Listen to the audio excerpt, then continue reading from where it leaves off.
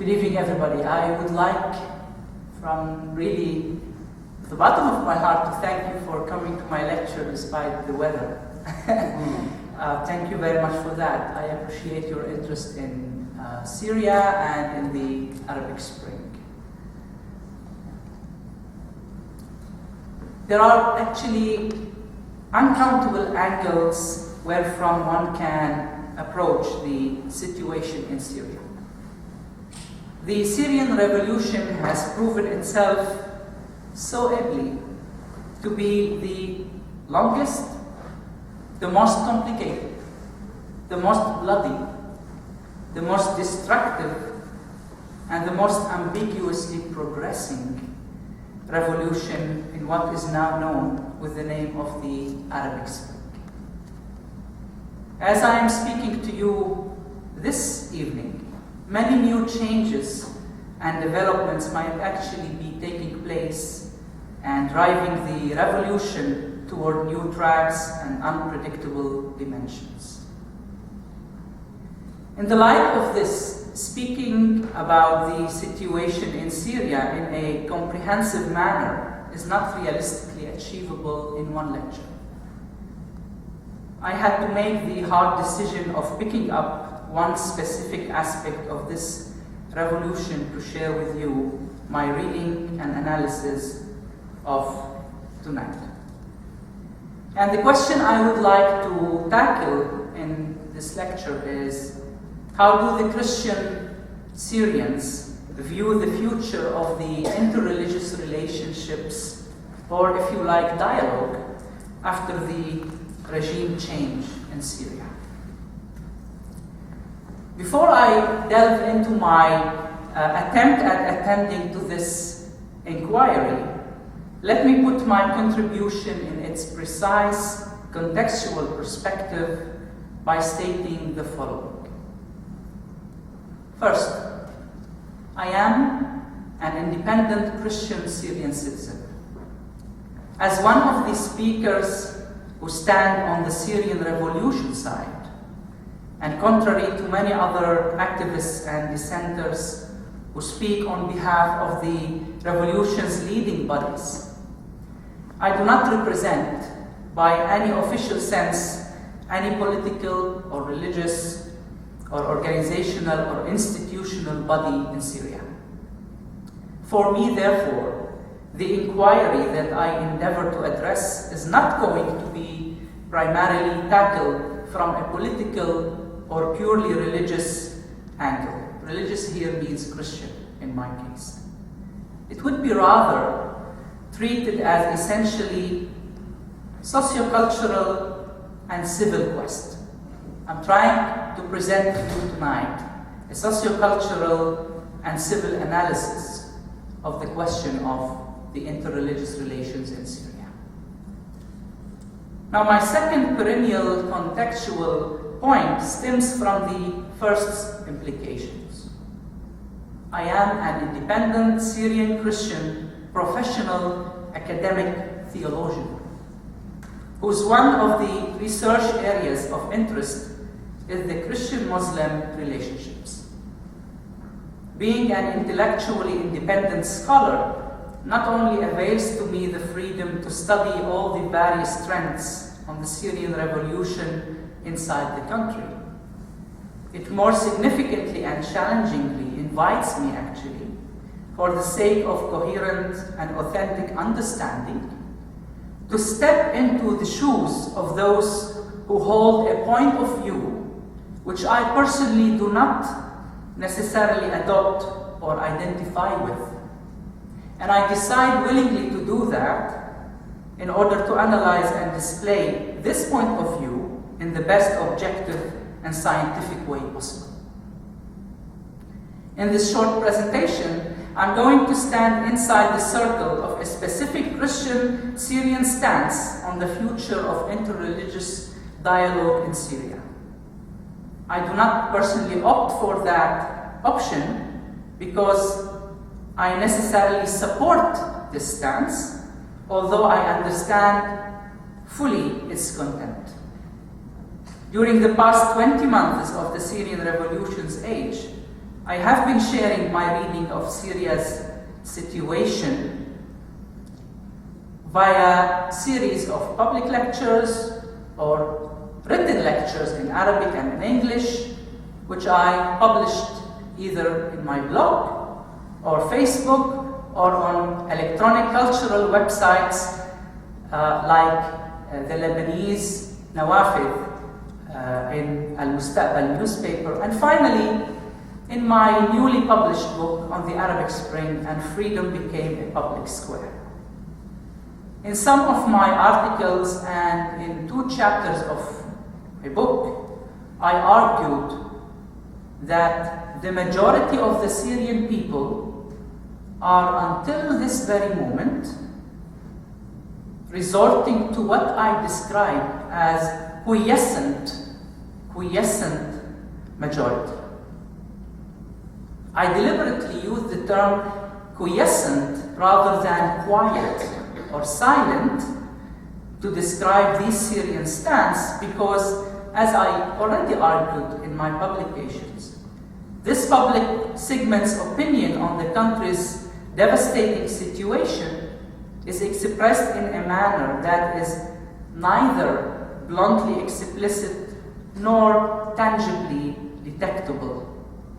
Yet one can neither also deem them stagnantly silent. In Arabic, we say samitun. Nor can one actually consider them passively and agnostically quiet.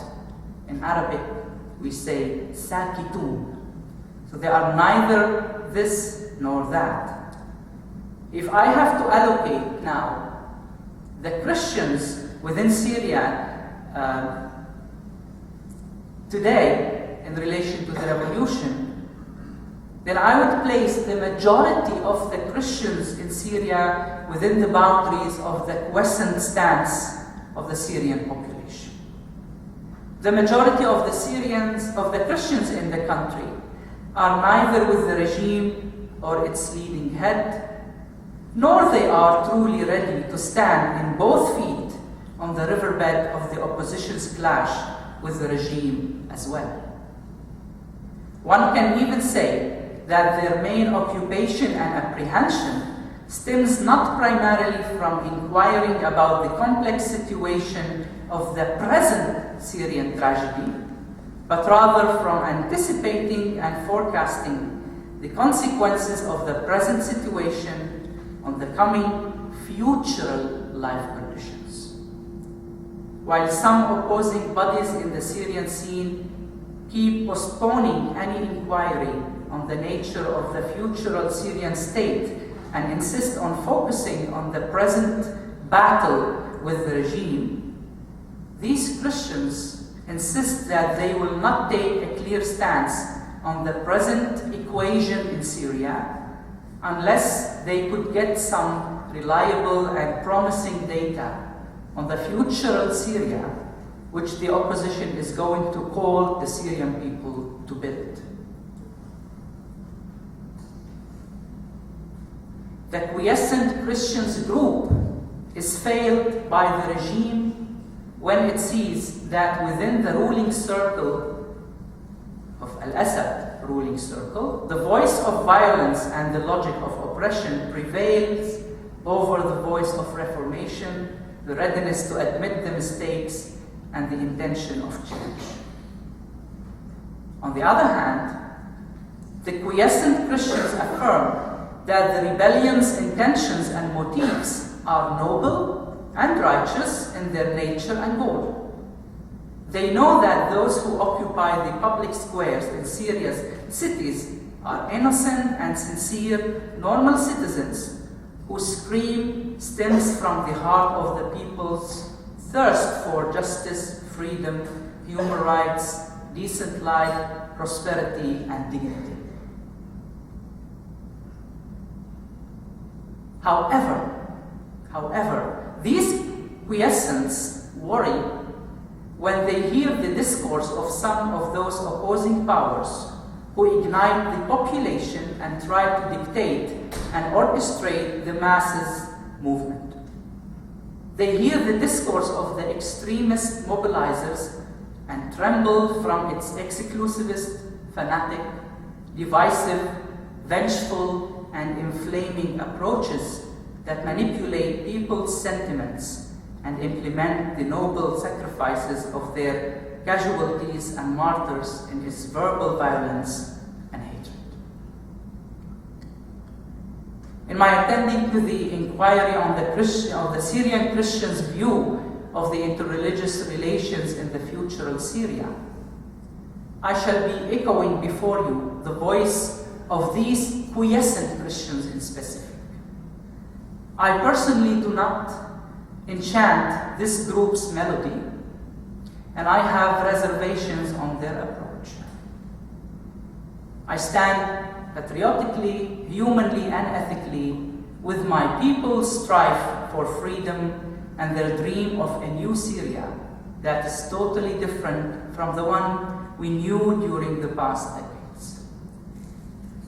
Having stated that personal standpoint, as a scholar, I willingly carry on my shoulders before you today the burden of echoing the quiescent Christian's voice, because it is the most prevailing voice among the Syrian Christians from all denominations, societal segments, and political trends up until this moment in Syria.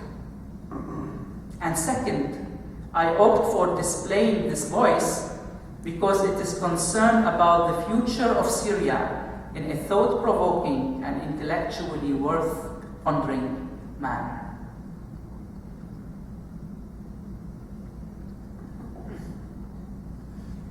The question of religious plurality and dialogue, the provocative claim.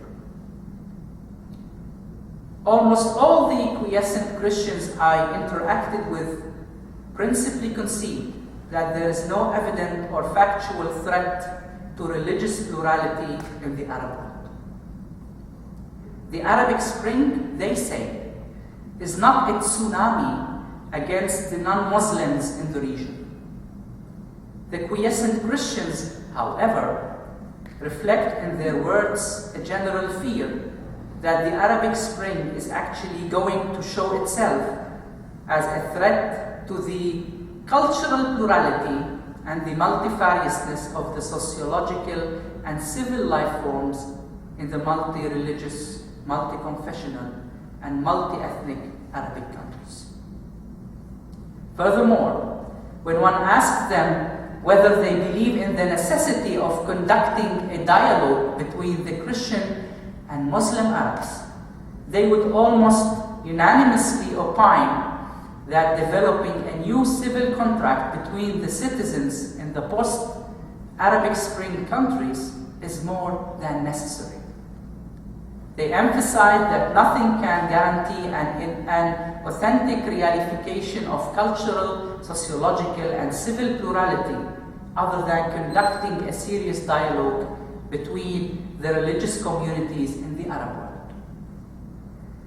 Having said that, they also believe that such a dialogue must be an interreligious dialogue in the real sense of the word. And here religious does not really designate dialogue over religious doctrines or dogmas. It rather means dialogue between religious communities over socio-cultural and civil issues. The question for the quiescent Christians is not whether dialogue is needed or not in principle, but whether dialogue in the real sense of the word is what is going to be conducted rather than something else. Now, the thought-provoking niche of the quiescent Christians' view of the above-mentioned interreligious dialogue is their belief in the strong probability of turning such a dialogue from a conversation between equal co-citizens over the future of their common nation into a bargaining interaction wherein one side finds itself obliged to compromise basic rights for the sake of gaining the other side's tolerance and protection. In other words, the quiescent Christians of Syria believe that there would not be an authentically and evidently a real interreligious dialogue in the Arab world, but rather mere coexistence discourse. Not interreligious dialogue, but coexistence discourse. This conclusion stems from their conviction that the Islamists of Syria would only contact the Christians with a minority versus majority mentality. Such a mentality stands totally against any real sense of dialogue, for one of the constitutive foundations of any dialogue is the equal statuses and even standpoints of the dialoguing sides. When this equality lies in quantity and not in quality, the cultural and intellectual dialogues between the Christian and the Muslim thinkers about the impact of religious identity on the societal and civil webs of conduct and behavior would be almost totally pushed to the narrow margin, comparing to the discussions these intellectuals would hold over the political and sectarian components of the decision-making and power-sharing procedures. And with regard to Syria, the quiescent Christians admit that there was no interreligious dialogue before the revolution during the Ba'ath regime era. They then add that there is going to be actually no real interreligious dialogue even after the revolution's victory.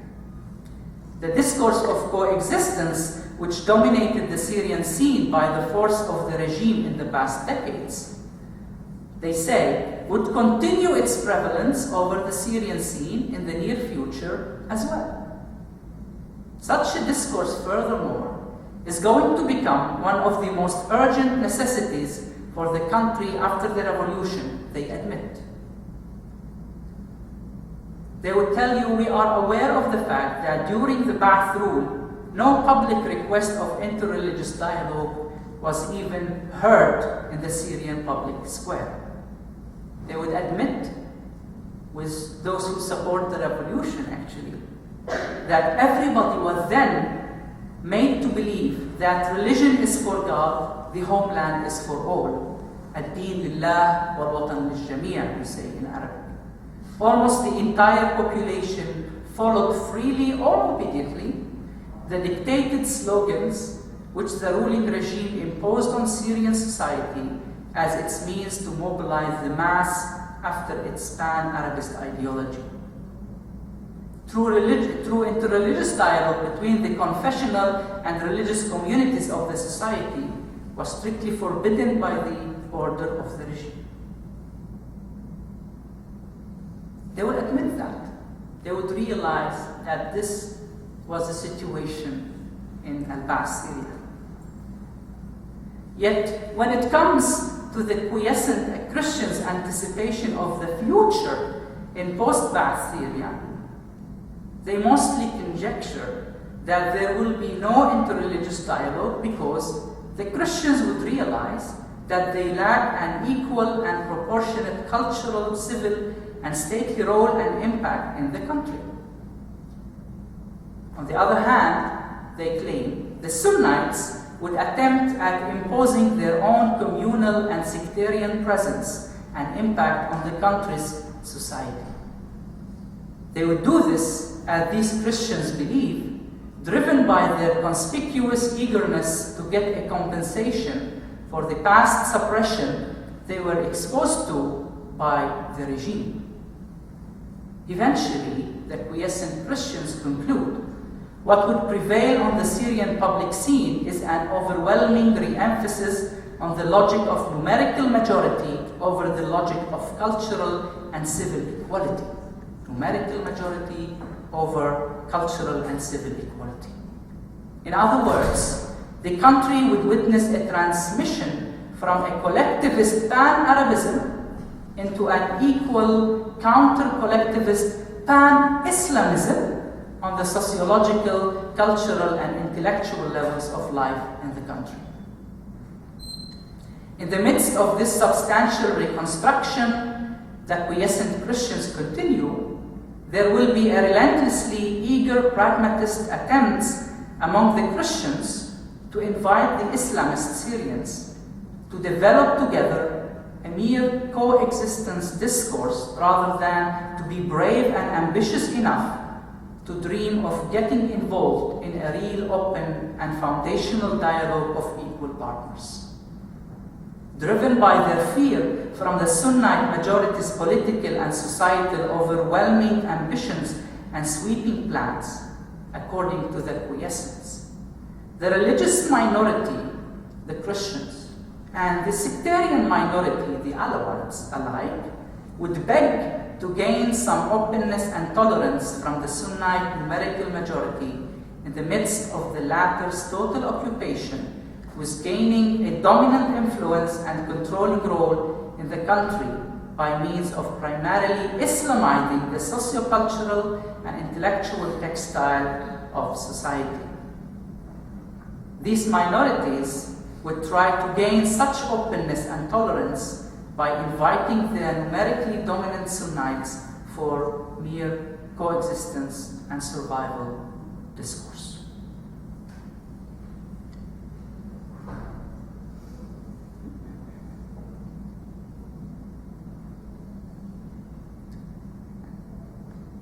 I would like to finish my display of the view of the quiescent Christians on the future interreligious Syria by summarizing the main elements that constitute their anticipation of that future after the victory of the revolution.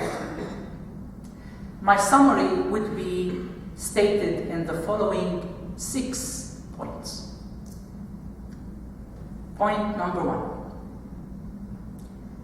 The quiescent Christians believe that there will be serious attempts at importing Salafi and fundamentalist Islamist thought into the post-revolution Syria from the surrounding Arabic countries, especially the ones that supported the revolution or the ones whose Islamist powers have historical and ideological links to the Syrian Islamist movements.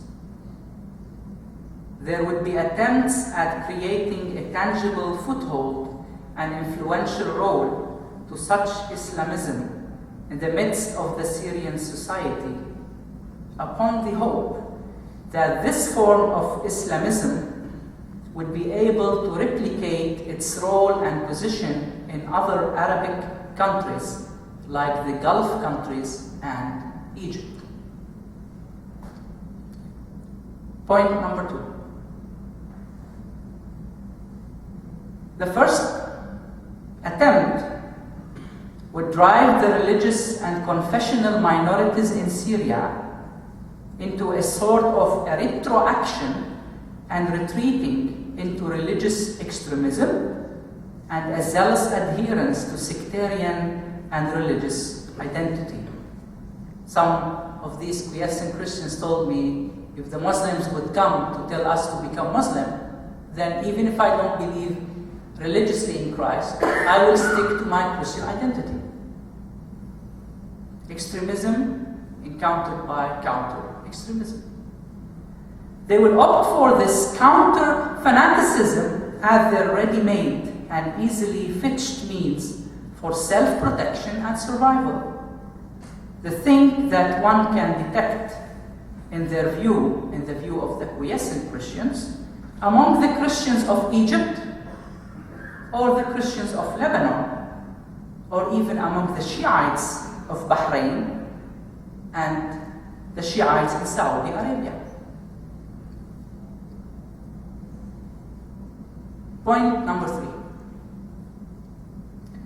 Religion would convert in Syria from an existential, privative, and personalist bearer into a crudely intellectual, sociological, and political one.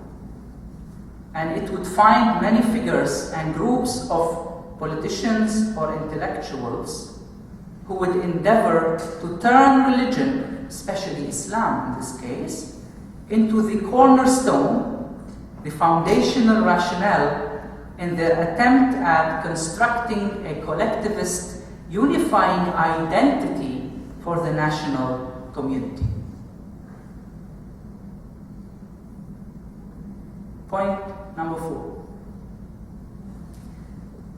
In the light of point number 3, many sites and persons in Syria would delve into the whirlpool of a passionate zeal for developing a coexistence strategies instead of calling for an interreligious dialogue, considering this latter as sheer intellectual luxury.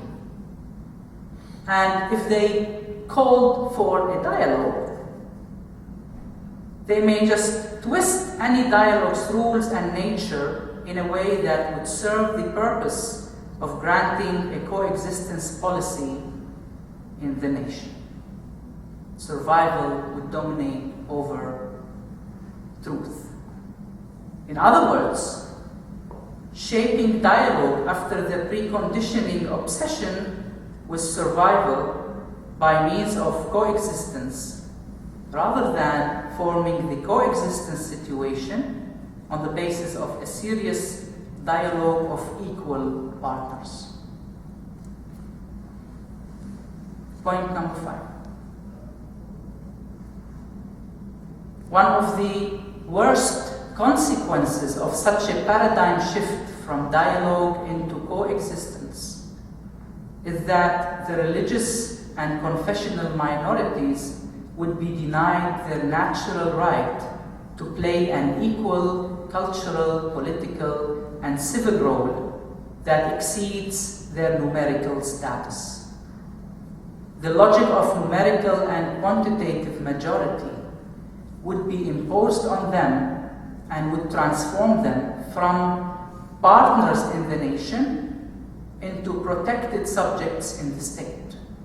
Partners in the nation into protected subjects in the state, who needs the dominant majority's tolerance and mercy to enjoy a normal extent of acceptance, security, and free life. Point number 6.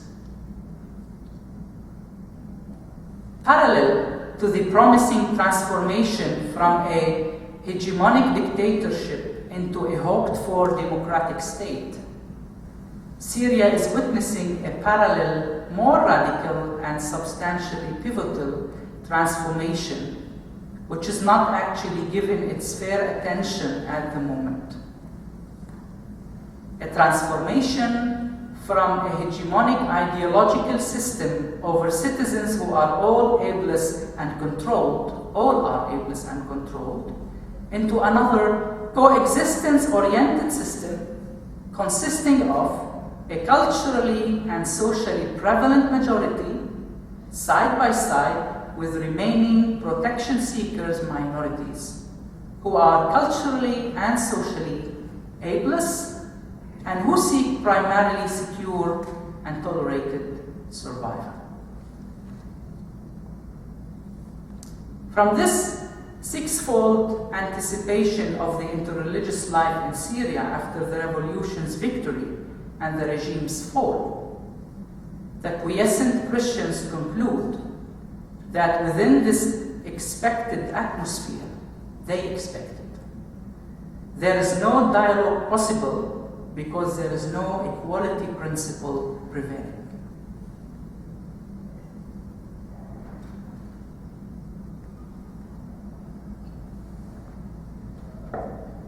Final remarks and appraisal. In this paper, I tried to lay bare before you what I was led to realize as the most prevalent Christian voice on the future of the expected public, civil, and societal life of the religions and confessions in the post-dictatorship Syria. The points I stated in this display are a reiteration in my own words of the data I probed, analyzed, and rephrased after I collected and extracted from conversations, discussions, debates, emails, online messages, phone conversations, and face-to-face chats, which I exchanged with dozens of Syrian Christian friends, relatives, colleagues, and fellows during the past month. What catches my attention personally and merits my deep pondering in this voice are the following 2 points. First, I realized from my research that the quiescent Christians are not essentially phobic about religious persecution in the post-dictatorship Syria. They are neither afraid of Islam as a religion, nor are they apprehensive about their future from the Muslim citizens of the country. No fear from Islam or from the Muslims. They are rather seriously apprehensive about the political, civil, and intellectual discourse of what is known by the name of political pan-Islamism. Political pan-Islamism, and the nature of the societal, cultural, and civil components that this form of political pan-Islamism is going to impose as the defining thought form of the future Syrian public square. And their fear from that stems from the fact, from their belief that such an imposed thought form would decide eventually whether this public square in Syria would be pluralist or monistic, religionist or civil, democratic or hegemonic in nature. My second observation says to me that the quiescent Christians are not necessarily against an Islamist rule alternative in Syria. They're not necessarily against an Islamist ruling alternative. They are realistic in a way.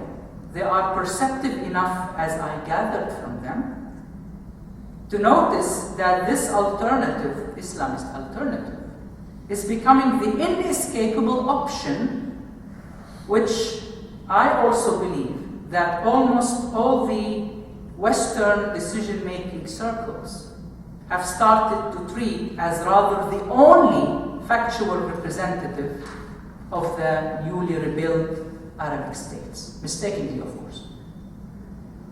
These Christians are rather suspicious about the ability of the coming pan-Islamist alternative in Syria to be stately and sociologically up to the task of building a Syrian state wherein the Christians are viewed first and foremost as co-citizens and equal partners in the state and the society alike, rather than as mere coexisting minority.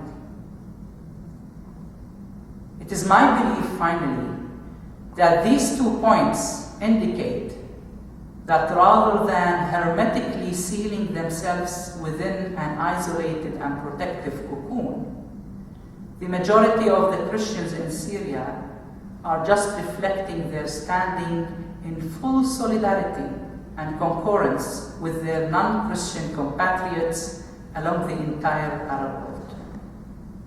Together with these latter, they raise very similar questions and reflect very similar suspicions and fears on the public square's socio-cultural and civil foundations that are going to be allowed to flourish by the Islamist ruling alternatives, not only in Syria, not only in Egypt, but in the entire Arab region. Thank you.